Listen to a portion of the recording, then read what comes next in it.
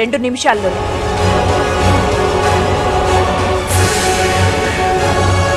అవును, మహబూబ్ నగర్ జిల్లా పాలెం దగ్గర వోల్వో బస్సు ప్రమాదంలో 45 మంది ప్రయాణికుల ప్రాణాలు కోల్పోయింది కేవలం 2 నిమిషాల్లోనే. ఈ టైంలో ఏం జరిగింది? యాక్సిడెంట్ లో మిస్టరీని బయటపెట్టింది దర్యాప్తు జరిపిన క్లూస్ టీమ్.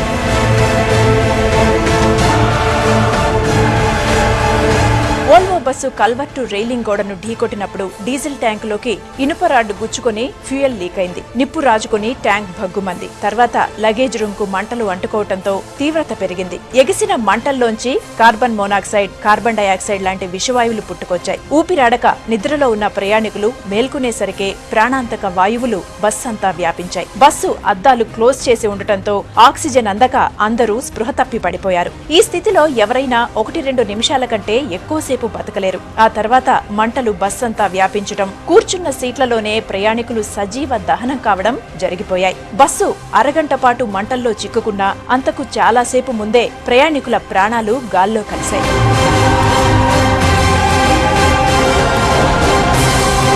లగేజ్ బాక్స్ లో ఎటువంటి పేలుడు పదార్థాలు, టపాసులు లేవని క్లూస్ టీం వెల్లడించింది. మృతదేహాల అప్పగింత కార్యక్రమం ముగింపుకొచ్చింది. మరోవైపు ఈ ప్రమాదంలో బాధితులకు ఎటువంటి ప్రభుత్వ సహాయం అందలేదు. ప్రైవేటు బస్సు యాక్సిడెంట్ కావడంతోనే కేంద్రం, రాష్ట్రం సైలెంట్ గా ఉండిపోయాయి. ప్రమాదాలు, రైతుల ఆత్మహత్యలు చోటు చేసుకున్నప్పుడు ప్రభుత్వం ఆపత్ బంధు స్కీమ్ కింద పరిహారం అందిస్తుంది. 45 మంది మరణించిన ఇలాంటి దుర్ఘటనను ప్రభుత్వం మానవీయ కోణంలో నుంచి చూడాలని, బాధిత కుటుంబాలను ఆదుకోవాలని కోరుతున్నారు ప్రజలు. చేతికి అంది వచ్చిన కొడుకును పోగొట్టుకున్న తల్లిదండ్రులు, పెద్ద దిక్కును కోల్పోయిన కుటుంబాలకు భరోసా ఇవ్వాల్సిన బాధ్యత ప్రభుత్వంపైన, పాలకులపైన ఉంది.